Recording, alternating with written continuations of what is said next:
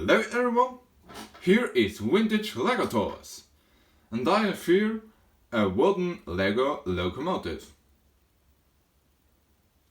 Actually, it isn't only a locomotive. It was a train with 3 more wagons, but I only have the locomotive. Here we can definitely see the old Lego logo, and the logo are from 1932. And for this age, I find the locomotive looks very great. But only these wooden piece here.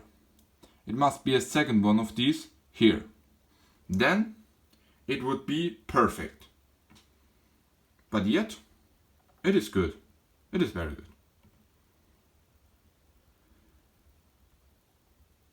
Here is a picture from the entire train. So, I hope you enjoyed this video. That was it for me, Vintage Lego Toys, and we see us.